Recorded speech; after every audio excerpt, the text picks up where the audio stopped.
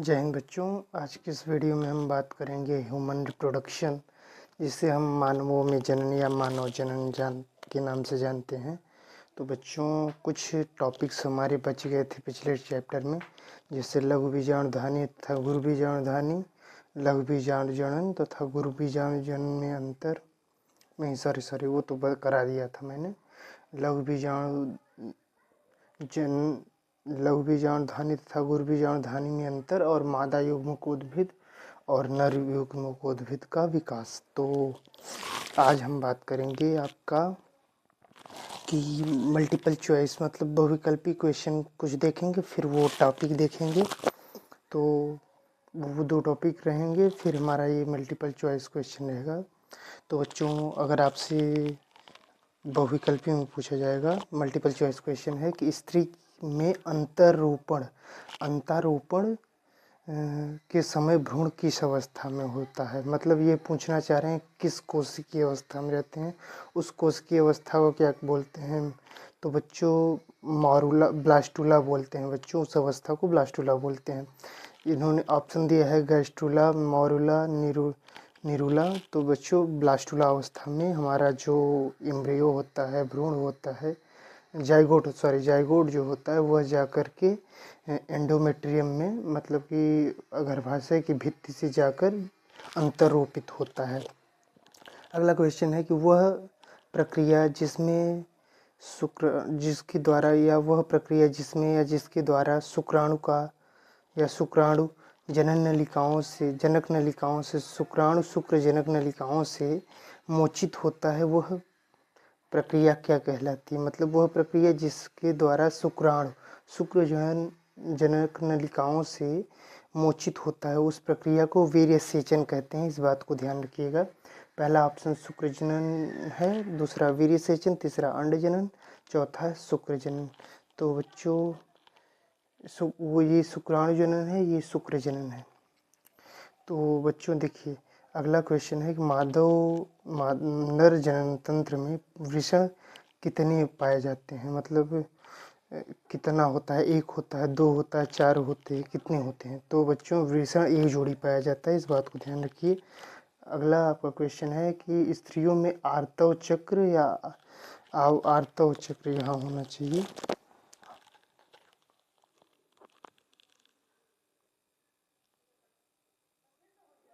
Menstrual cycle बोलते हैं बच्चों। यह सामान्यतः कितने दिनों की होती है। तो बच्चों, 28 से 29 दिनों की होती है। पहला 10 से 11 है, दूसरा 28 से 29 है, तीसरा ऑप्शन है आपका 25 से 26 दिन, चौथा है 17वें दिन।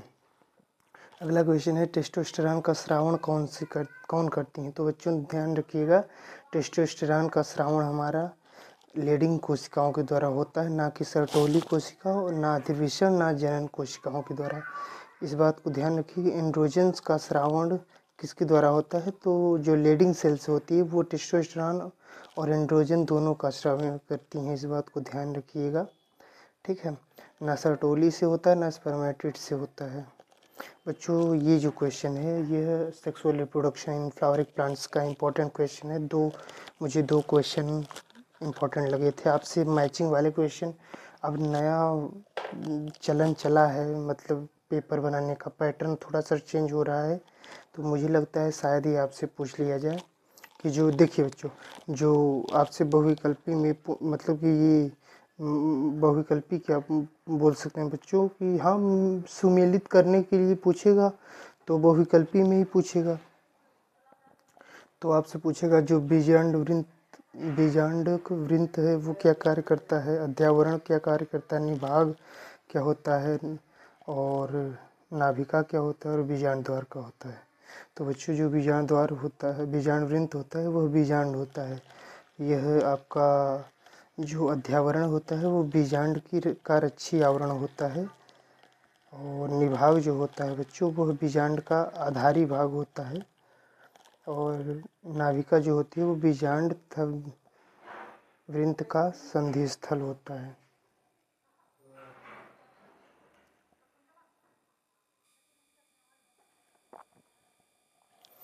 संधि स्थल होता है बच्चों, और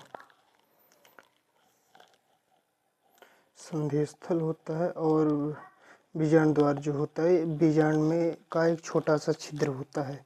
तो बच्चों इसमें आपका मतलब जो पहले का होगा, ए का होगा आपका 2, पहले का 2 होगा, दूसरे का 3 सही होगा, सी का तीसरे का 5 और चौथे का 4 और पांचवें का 1। तो ये है आपका सही करेक्ट ऑप्शन होगा। बच्चों देखिए अगला क्वेश्चन है, 2 ही इम्पोर्टेंट क्वेश्चन थे जो कि मैं बता दे रहा हूँ। अब और जो भी इम्पोर्टेंट थे वो मैंने ऑलरेडी करा रखे हैं बच्चों। देखिए अब अगला असर्शन रीजन मतलब कि कारण और अभिकथन के रूप में अब क्वेश्चन आता है जो बच्चों, जो कि नीट में ट्रेंड है, वो थोड़ा सा फॉलो कर रहे हैं बोर्ड वाले भी, क्या पता दे दें, चीज़ें बदल रही हैं, क्या पता वो लोग भी ट्रेंड को फॉलो करें और चीज़ों को दे दें। तो बच्चों इस बात को ध्यान रखिएगा कि यहाँ पे नीचे 2 कथन दिए गए हैं। ये बहुत इंपॉर्टेंट क्वेश्चन है। नीचे 2 कथन दिए गए हैं जिसमें एक अभिकथन जिसे असर्शन बोलते हैं, असर्शन को हिंदी में अभिकथन बोलते हैं, ठीक है, इंग्लिश में असर्शन बोलते हैं। और तो बच्चों हम असर्शन रीजन टाइप क्वेश्चन की बात कर रहे थे। इंग्लिश में असर्शन और हिंदी में अभिकथन बोलते हैं। तो बच्चों इसमें अभिकथन के रूप में दिया गया है, एक कथन को अभिकथन के रूप में दिया गया है और दूसरे कथन को कारण के रूप में दिया गया है। अभिकथन क्या कह रहा है बच्चों कि बीज रहित या अजीव या अक्षम बीजों से युक्त होते हैं, जो अजीब कुछ बीज जो कुछ फल होते हैं या अजीव अक्षम बीजों से युक्त होते हैं। मतलब ये कहना चाह रहे हैं कि क्या मतलब कि अनिषेक जनन मतलब कुछ फल होते हैं जो बिना बीज से के युक्त होते हैं, बिना बीज के बने होते हैं। और इसका कारण क्या बता रहे हैं, इनका निर्माण निषेचन के बिना होता है। तो बच्चों ये सही है कि वो क्यों बीज रहित होते हैं, जो फल होते हैं कुछ फल वो क्यों बीज रहित या अजीव या अक्षम होते हैं, अजीव या अक्षम बीजों से युक्त होते हैं, जिसका कारण होता है कि बिना निषेचन के वो बन जाते हैं। तो ये जो है बच्चों, ये दोनों असर्शन भी आपका सही है, रीजन भी सही है और करेक्ट एक्सप्लेन भी कर रहा है, ठीक है। तो ऑप्शन पहला नंबर ए सही हो जाएगा। अगर आपसे ये कहा जाए अभिकथन एक कारण सही है और अभिकथन मतलब रीजन भी कारण भी कथन भी सही है और कारण भी सही है, परंतु कारण को स्पष्टीकरण अगर ना करे तो बी सही हो जाता। और अगर अभिकथन मतलब कथन सही होता और रीजन गलत होता तो सी सही होता, और अभिकथन गलत होता और रीजन सही होता तो आपका डी ऑप्शन सही हो जाता। लेकिन हमारा क्या है कि यहाँ हमारा रीजन भी सही है, अभिकथन भी सही है, और रीजन जो है अभिकथन को सही तरीके से एक्सप्लेन कर रहा है। तो इस कारण हमारा ऑप्शन ये सही होगा आपके हिसाब मेरे हिसाब से, मतलब कि मेरे हिसाब से क्या सही ही ये है, पहला ऑप्शन आपका ए वाला आपका सही है। इस बात को ध्यान रखिएगा। तो अब हम देखेंगे अगला जो क्वेश्चन है बच्चों, वो outer layer of pollen grain से रिलेटेड है। जो बच्चों आप जानते हैं कि निम्न में से किसकी मौजूदगी के कारण परागकण जीवाश्म के रूप में अच्छी तरह से संरक्षित होते हैं, अच्छी तरह से संरक्षित होते हैं। पेक्टिन की वजह से होते हैं, सेलुलोज की वजह से होते हैं, लेग्निन की वजह से होते हैं, कि स्पोरोपोलिन की वजह से। तो बच्चों जो स्पोरोपोलिन होता है जिससे हमारी आउटर लेयर बनी होती है, उसके कारण जो हमारा परागकण होता है वह जीवाश्म के रूप में अच्छी तरह से संरक्षित होते हैं। इस बात को ध्यान रखिएगा। बच्चों जल परागण की जो उदाहरण की बात करें, हम जल परागण की बात करें तो इस बात को ध्यान रखिए, जल परागण में वेसिलिनेरिया और हाइड्रिला आते हैं बच्चों। रामदेव मिश्रा जी को पारिस्थितिकी के विषय के अध्ययन के बारे में के रूप में हम जानते हैं कि उन्होंने पारिस्थितिकी पर अध्ययन किया था। बच्चों भारतीय पारिस्थितिकी के जनक रामदेव मिश्रा जी को माना जाता है बच्चों, रामदेव मिश्रा सर को माना जाता है। और जो पारिस्थितिकी के जनक है अलेक्जेंडर वॉन हम्बोल्ट को माना जाता है और आधुनिक पारिस्थितिकी के जनक यूजिन ओडम को मानते हैं। आधुनिक पारिस्थितिकी जनक यूजिन ओडम को मानते हैं और पारिस्थितिकी का जनक अलेक्जेंडर वान हम्बोल्ट को मानते हैं। और भारतीय पारिस्थितिकी जब भी आपसे पूछेगा या तो इन्हीं तीनों से पूछ सकता है कि भारतीय पारिस्थितिकी कौन है, तो रामदेव मिश्रा जी हैं। और पारिस्थितिकी जनक तो अलेक्जेंडर वान हम्बोल्ट हैं। और आधुनिक पारिस्थितिकी जनक तो यूजिन ओडम को हम मानते हैं। ठीक है। अगर बच्चों जो हमारा भ्रूणपोष होता है वह त्रिगुणित कोशिका, भ्रूणपोष की कोशिकाएं त्रिगुणित होती हैं। जो इस बात ये सारी इंपॉर्टेंट लाइन है कि विश्व में जो होता है, या फिर हम बोले विश्व जैव विविधता दिवस 22 मई को मनाया जाता है। विश्व पर्यावरण दिवस 5 जून को मनाया जाता है। चूँकि जैव विविधता चैप्टर भी पर्यावरण चैप्टर नहीं है, चूँकि ये जनरल नॉलेज से है, तो क्या पता एक आध क्वेश्चन आउट आप भी पूछ सकता है। तो ये बेसिक आपको पता होना चाहिए कि पर्यावरण दिवस 5 जून को मनाते हैं हम। ये बहुत इंपॉर्टेंट क्वेश्चन है। भारतीय भ्रूण विज्ञान का जनक प्रोफेसर पंचानन माहेश्वरी जी को बोला जाता है। तो वो देखिए यहाँ पर मैंने थोड़ा सा इसको शॉर्ट फॉर्म में लिख दिया है कि पारिस्थितिकी जनक अलेक्जेंडर वान हुम्बोल्ट हैं, आधुनिक पारिस्थितिकी के यूजिन ओडम हैं और भारतीय पारिस्थितिकी के डॉक्टर रामदेव मिश्रा जी हैं। और भारतीय भ्रूण विज्ञान के डॉक्टर प्रोफेसर पंचानन माहेश्वरी जी हैं। बच्चों ये इस बात को ध्यान रखिएगा कि वायु परागण के उदाहरण होते हैं मक्का, घास, पाइनस, जलथाइम को वाटर थाइम भी बोलते हैं। बच्चों जो मक्का होता है उसमें सोमैटिक सेल में उसके मतलब शारीरिक कोशिका में 20 गुणसूत्र होते हैं, जबकि गैमेट्स में 10 होते हैं और उसके एंडोस्पर्म में 30 गुणसूत्र होते हैं। चूँकि आपका सोमैटिक सेल शारीरिक कोशिका या शरीर की कोशिकाओं में डिप्लॉइड होती हैं, गैमेट्स हमारे हैप्लॉइड होते हैं और एंडोस्पर्म चाहे जिसका हो ट्रिप्लॉइड होता है। ठीक है। जो एंडोस्पर्म होता है इसका ट्रिप्लॉइड होता है। हो सकता है कोई ऐसा भी स्पीसीज या फिर ब्रीड हो जिसका ट्रिप्लॉइड ना हो के अदर पोलाइडी हो, तो मैं ये नहीं कह रहा हूँ कि सबका ट्रिप्लॉइड होगा। क्या पता कोई स्पीसीज हो ऐसी जिसका मुझे आइडिया नहीं है कि वो कौन सी स्पीसीज है। बस आप इतना ध्यान रखिए, मक्के के बारे में इतना ध्यान रखिएगा। सोमैटिक सेल में जो होती है वो डिप्लॉइड होती है। सोमैटिक सेल की कोशिकाओं में 20 गुणसूत्र होते हैं। ठीक है। एंडोस्पर्म में मक्के के 30 गुणसूत्र होते हैं। गैमेट्स के मक्के में 10 गुणसूत्र होते हैं, जो कि द्विगुणित, अगुणित और त्रिगुणित हैं। अब बच्चों हमारा बात आता है उसके बारे में हम बात करें कि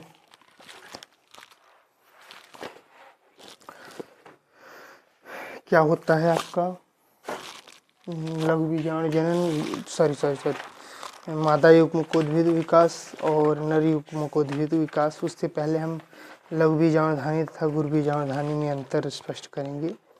बच्चों लघु बीजाणुधानी क्या होती है इस बात को हम देखते हैं सबसे पहले। तो बच्चों कुछ पादपों में या फिर पादप का वह भाग जहाँ पे पराग कणों या माइक्रोस्पोर्स का निर्माण हो उससे हम लघु बीजाणुधानी बोलते हैं बच्चों।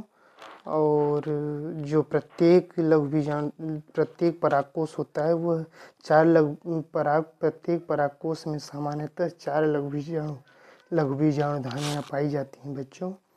लघु बीजाणुधानियों की जिसे माइक्रोस्पोरेंजियम बोलते हैं, उसकी दीवार जो होती है वो 4 परतों से मिलकर बनी होती है।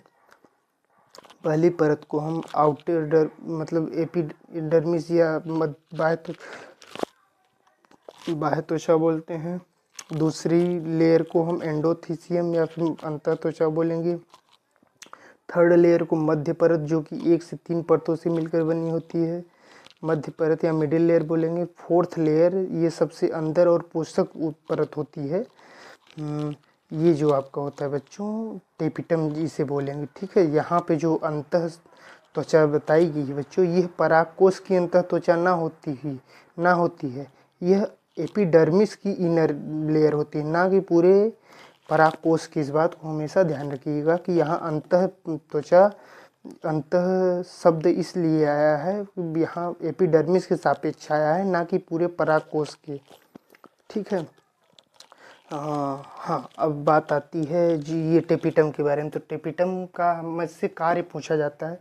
यह सबसे आंतरिक लेयर होती है किसकी, पोलन ग्रेन, पोलन माइक्रोस्पोरेंजियम की सबसे इनर लेयर होती है, जिसे हम टेपिटम बोलते हैं, जिसका कार्य होता है बच्चों की डेवलप कर रहे उनको माइक्रोस्पोर्स को, और इन माइक्रोस्पोर्स को डेवलप न्यूट्रिशन प्रोवाइड करना, नरिशमेंट का कार्य करना। ठीक है, पोषण प्रदान करना। तो प्रत्येक परागकोश जो होता है बच्चों, दो कोष्ठ प्रत्येक परागकोश में दो कोष्ठ होते हैं, या खंड या लोब्स पाए जाते हैं। प्रत्येक कोष्ठ में दो पराग पालिकाएं पाई जाती हैं। तो जो परागकोश होता है वो द्विखंडी होता है। इस तरह से हमें प्रत्येक परागकोश में दो कोष्ठ और 4 पराग पालिकाएं पाई जाती हैं। अब बात करते हैं गुरु बीजाणुधानी की। तो पादप का वह भाग जहाँ पर गुरु बीजाणुओं मेगास्पोर का निर्माण हो, उसे गुरु बीजाणुधानी कहते हैं। गुरु बीजाणुधानी के अंदर बच्चों द्विगुणित गुरु बीजाणु मात्र कोशिका पाई जाती है, और लघु बीजाणुधानी के अंदर द्विगुणित लघु बीजाणु मात्र कोशिकाएं पाई जाती हैं। अब बच्चों लघु बीजाणुधानी तथा गुरु बीजाणुधानी का अंतर हम की बात करें तो जो बच्चों लघु बीजाणुधानी है, लघु बीजाणुधानी में लघु बीजाणुओं या सूक्ष्म बीजाणुओं का निर्माण होता है, माइक्रोस्पोर का निर्माण होता है, और गुरु बीजाणुधानी के अंदर गुरु बीजाणु या मेगास्पोर का निर्माण होता है।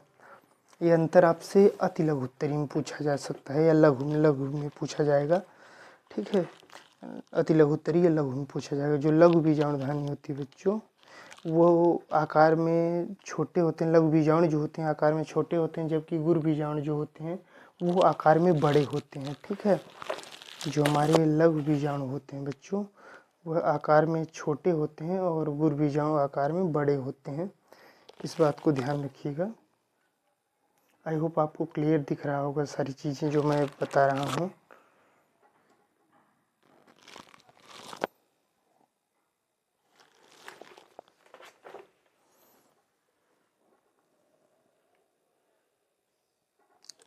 बच्चों जो जानते हैं आप कि लघु बीजाणु जनन के पश्चात अधिकांश लघु बीजाणु का निर्माण होता है, और वो क्रियाशील भी रहते हैं, जबकि गुरु बीजाणु जनन के पश्चात कम संख्या में गुरु बीजाणुओं का निर्माण होता है, और इनमें से बच्चों एक ही बनता है, क्रियाशील रहता है। शेष जो भी बनते हैं, 3 बनते हैं, 4 बनते हैं, जिनमें एक क्रियाशील रहेगा और 3 नष्ट हो जाते हैं। ठीक है, लघु बीजाणु विकसित होकर के नर युग्मकोद्भिद परागकण परागकण का विकास करता है, या मेल गैमेटोफाइट का विकास करता है, जबकि गुरु बीजाणु विकसित होकर के या विकास करके मादा युग्मकोद्भिद अंडकोशिका फीमेल गैमेटोफाइट में विकसित होता है, का विकास करता है, अंडकोशिका का विकास करता है, परागकण का विकास करेगा, और ये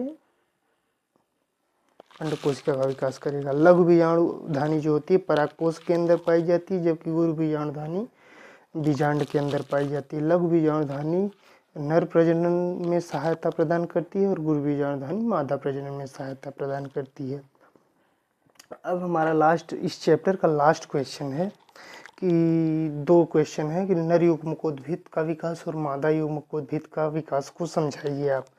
ठीक है, चित्र सहित आपसे पूछ सकता है। ठीक है, तो आप बना भी सकते हैं। अगर चित्र पूछेगा तो आप बनाइएगा, नहीं पूछेगा तो मत बनाइएगा। ठीक है, देखिए बच्चों, जो परागकण होता है, परागकण का केंद्रक समसूत्री विभाजन से विभाजित हो जाता है। ठीक है, और 2 केंद्रकों को बनाता है। ठीक है, जो एक कोशाद्रव में ही पड़ा, एक केंद्रक कोशाद्रव में पड़ा रहेगा, इसे हम वेजिटेटिव सेल बोलते हैं। ठीक है, दूसरा केंद्रक जो होता है अपनी ओर बच्चों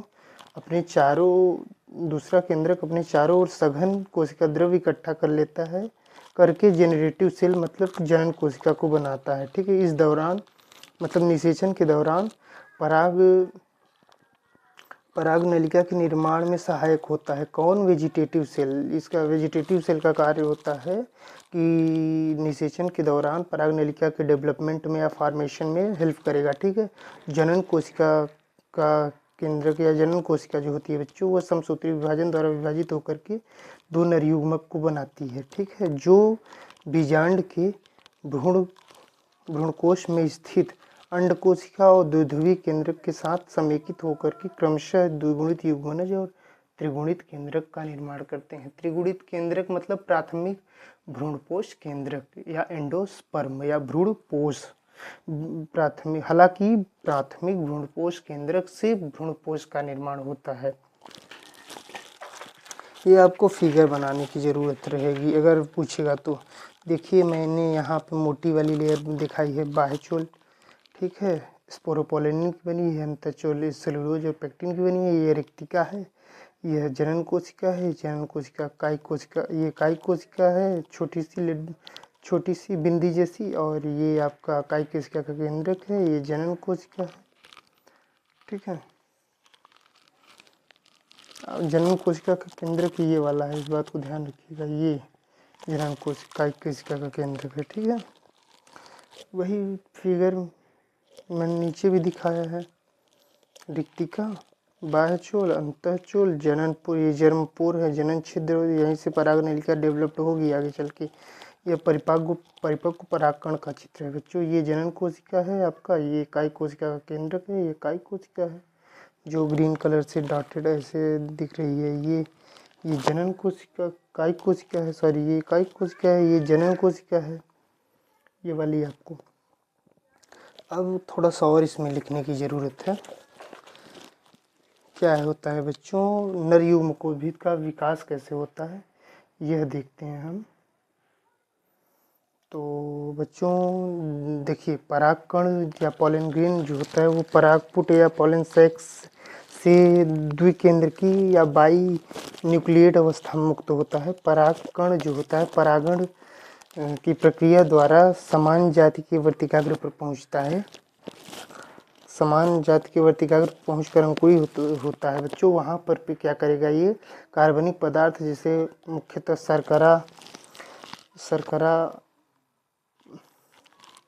शर्करा परिपक्व वर्तिकाग्र शर्करा जो होती है वो परिपक्व वर्तिकाग्र से स्रावित होती है और परागकण जल और शर्करा को सोख करके फूल जाते हैं। सोख करके अवशोषित करके शर्करा परागकण जो होते हैं जल और शर्करा को सोख करके या का अवशोषण करके फूल जाते हैं। और अंतःचूल एंटाइन जो होती है जनन छिद्र द्वारा बाहर वृद्धि करके पराग नलिका का निर्माण करता है। जो एंटाइन इनर लेयर होती है बच्चों, वह जनन छिद्र से बाहर निकल करके पराग नलिका का निर्माण करती है। यहाँ पे करती है, भाव नहीं बैठ रहा था, करती है बच्चों। पराग नलिका में जो कायिक या नली केंद्रक हो या वेजिटेटिव न्यूक्ली या ट्यूब न्यूक्लियस है या फिर जनरेटिव या जनन कोशिका, जो पराग नलिका में बच्चों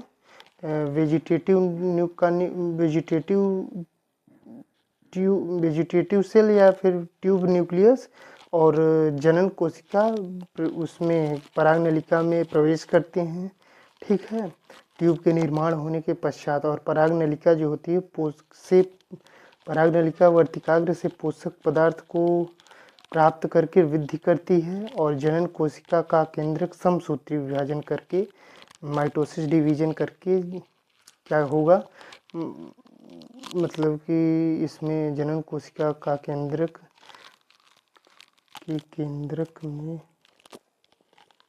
में समसूत्री विभाजन द्वारा विभाजित हो जाता है, जिसके फलस्वरूप 2 नर युग्मक बनते हैं। बढ़ती हुई पराग नलिका वर्तिकाग्र एवं स्टिग्मा से होते हुए बीजांड में प्रवेश करती है। ठीक है, बीजांड में प्रवेश करके फिर बीजांड में प्रवेश करती है या ओव्यूल में प्रवेश करती है। जनन केंद्रक के पुयुग्मक में विभाजन की प्रक्रिया को स्पर्मेटोजेनेसिस कहते हैं। मतलब जनन केंद्रक के पुंयुग्मकों को मतलब पुंकेसर के युग्मकों में विभाजन की क्रिया को स्पर्मेटोजेनेसिस या शुक्रजनन कहते हैं। पुयुग्मक मतलब पुंकेसर के युग्मक बनने के तुरंत बाद जो नलिका केंद्रक होता है या ट्यूब न्यूक्लियस होता है वो विलुप्त हो जाता है। क्योंकि बच्चों इसका ट्यूब न्यूक्लियस का या वेजिटेटिव सेल का ट्यूब न्यूक्लियस या वेजिटेटिव सेल का बच्चों क्या होता है, निषेचन में कोई महत्व नहीं होता, कोई रोल नहीं होता। परागकण जो होता है बच्चों, परागकण या लघु बीजाणु जो होता है, लघु परागकण या लघु बीजाणु होता है तथा परागकण या लघु बीजाणु तथा उसके अंकुरण से बनी हुई पराग नलिका को नर युग्मकोद्भिद कहते हैं। हाँ तो सही बोल रहा है, परागकण और परागकण से बनी हुई संरचना जैसे पराग नलिका को ही नर युग्मकोद्भिद या फीमेल मेल गैमेटोफाइट बोलते हैं। ये देखिए मैंने यहाँ पे कोशिका द्रव्य दिखाया है, ये आपका केंद्रक है, ठीक है। ये आउटर लेयर बाह्यचोल है, ये इनर लेयर, ये जनरपोर है। आपको दिखाने की ज़रूरत नहीं है, अगर चित्र पूछेगा सचित्र वर्णन करने के लिए तब दिखाइएगा, मैंने समझाने के लिए मैंने बनाया था आप लोगों को ये फिगर। अब बच्चों देखिए यहाँ पे क्या होता है, ये सी में रिक्तिकाएँ हैं, देखिए ये दो कोशिकाओं में जनन कोशिका, यहाँ समसूत्री विभाजन हुआ, दो कोशिकाओं में डिवाइड हो गया। ये देखिए आपका जनन भित्ति से जुड़ी हुई है जनन कोशिका, ये नलिका केंद्र है, ट्यूब न्यूक्लियस है, ठीक है। अब यहाँ देखिए नलिका केंद्रक है, ये दोनों, ये जनन केंद्रक है। ये देखिए जो आपका ये ट्यूब न्यूक्लियस है, ये धीरे धीरे पोलन जर्मपोर से बाहर निकल रहा है, ठीक है। यही धीरे धीरे आता है, नलिका केंद्रक धीरे धीरे बढ़ेगा, ठीक है, इंटाइन से बाहर निकलता है, ठीक है। मैंने लिखा भी होगा यहाँ पे इंटाइन से, देखिए क्या लिखा हुआ है यहाँ से। अंतःचोल जो होती है जनन छिद्र से बाहर वृद्धि करके पराग नलिका का निर्माण करती है। इंटाइन जो होती है वो यहाँ से, देखिए ये इंटाइन है ना, ये इंटाइन लेयर धीरे धीरे विकसित हो रही है, देखिए बाहर पोलन ट्यूब का निर्माण कर रही है। ये देखिए ये जहाँ पे जनरेटिव सेल में समसूत्री विभाजन हुआ और दो नर युग्मक बन रहे हैं। ये देखिए ये नलिका केंद्र और दोनों नर युग्मक धीरे धीरे ट्यूब में निकल रहे हैं, ट्यूब में इंटर कर रहे हैं। ये कंप्लीट फिगर है, यहाँ पे आपको दिखेगा कंप्लीट फिगर। और लास्ट इसका ये लास्ट फिगर है, देखिए ये यहाँ दो नर युग्मक दिखा दिया, नर युग्मक उद्भिद का ये विकास हो गया। ये रिक्तिका वैक्यूल्स हैं बच्चों, ये दो नर युग्मक हैं, ये नलिका का केंद्रक है। अगर आपसे अंकुरित पराग कण का चित्र बना पूछे तो ये बनाइएगा, अगर एक अंकुरित पराग नलिका का चित्र पूछे तो ये बनाइएगा, ठीक है। ये बाह्य चोली से दिखा दीजिएगा,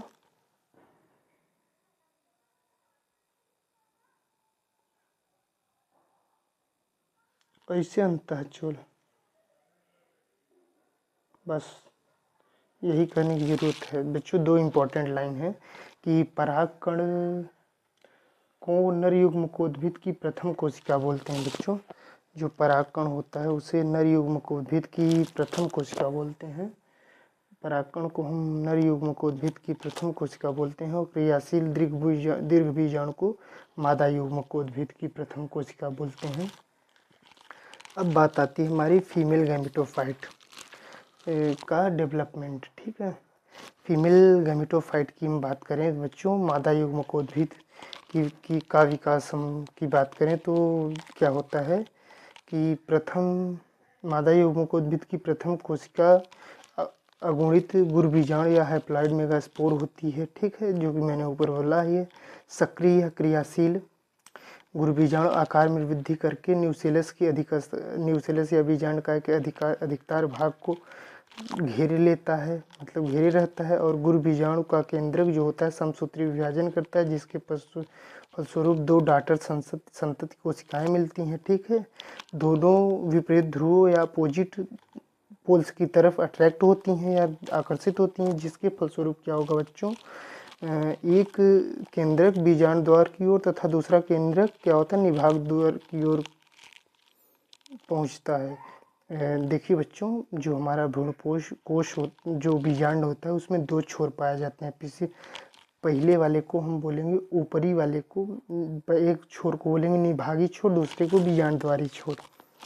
दोनों संतति केंद्रक मतलब डाटर न्यूक्लियाई में पुनः दो बार समसूत्री विभाजन होता है, जिससे 8 कोशिकाएं 8 केंद्र की भ्रूणपोष बन जाता है या बनते हैं। बच्चों ध्यान रखिएगा, 3 बार समसूत्री विभाजन हो रहा है मादा युग्मक उद्भिद के विकास में। आपसे और बहुविकल्पी में पूछ सकता है कि समसूत्री विभाजन कितनी बार होता है मादा युग्मक उद्भिद के विकास में, तो 3 बार।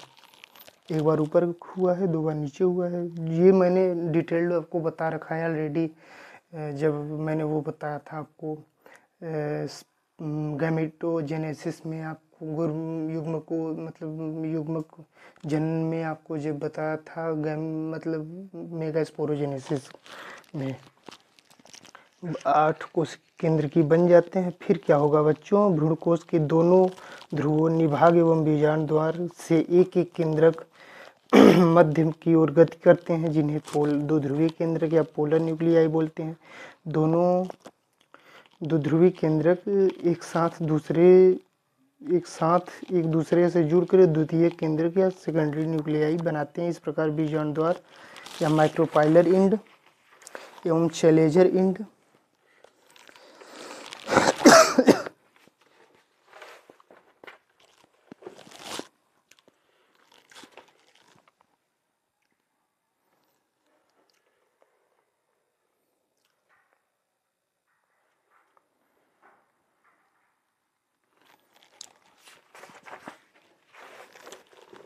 इस प्रकार माइक्रोपाइलर बीजांडद्वारी सिरा और निभागी सिरा, इस प्रकार बीजांडद्वारी सिरा और निभागी सिरा की ओर 3 कोशिकाएं शेष रह जाती हैं। बीजांड द्वार की ओर पाए जाने वाली 3 कोशिकाओं मतलब 3 केंद्रक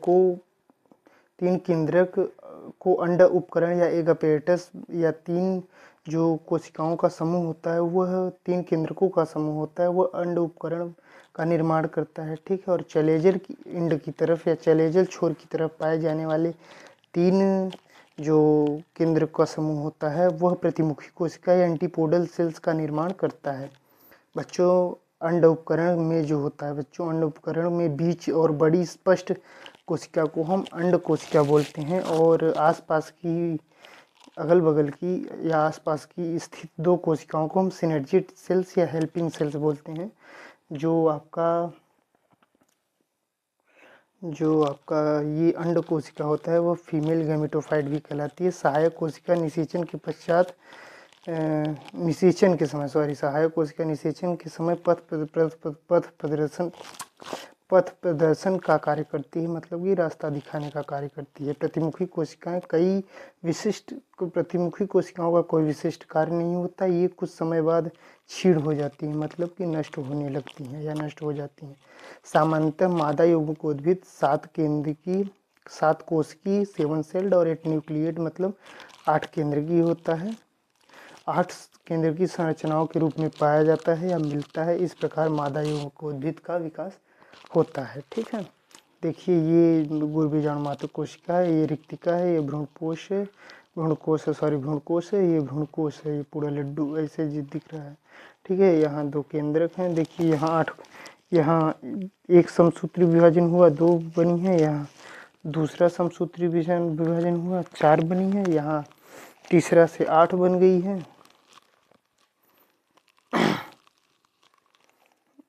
देखिए यहाँ से 4 बनी है ना, फिर यहाँ 8 बनी है, तो तीसरा समसूत्री विभाजन हो गया है।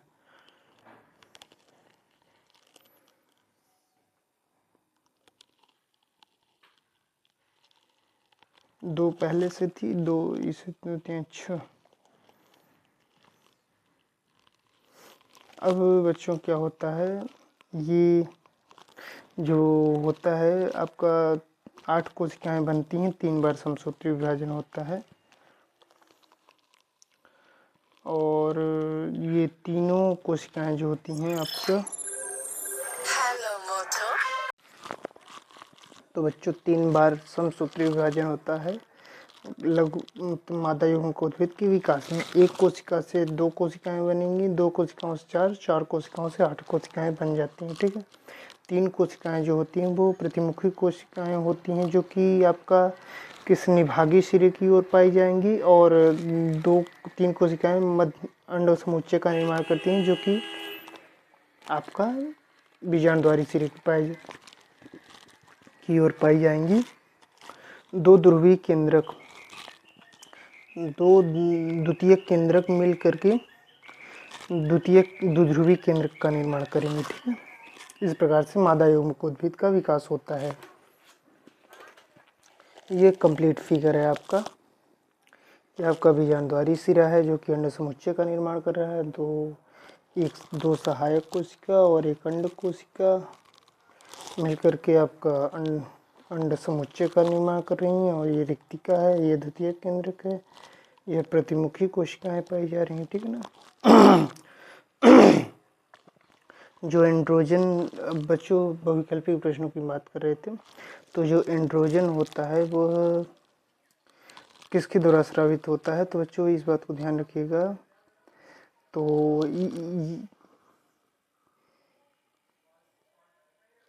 एंड्रोजन जो होता है बच्चों, वह लेडिंग कोशिकाओं के द्वारा स्रावित होता है। इसको बात को ध्यान रखिए, ना कि सर्टोली स्पर्मेटिड्स के थ्रू स्रावित होगी। जो मानव का अंडाणु होता है वो अपीतकी होता है, मध्यपीतकी नहीं होता है। और ऐसा नहीं कि अपीतकी और मध्यपीतकी दोनों हो, यह अपीतकी होता है। अच्छा बच्चों, इस बात को ध्यान रखिएगा। अगला क्वेश्चन है हमारा कि मानव संतान में लिंग का निर्धारण होता है, मतलब किसके द्वारा, किसकी गुणसूत्रों के द्वारा होता है बच्चों।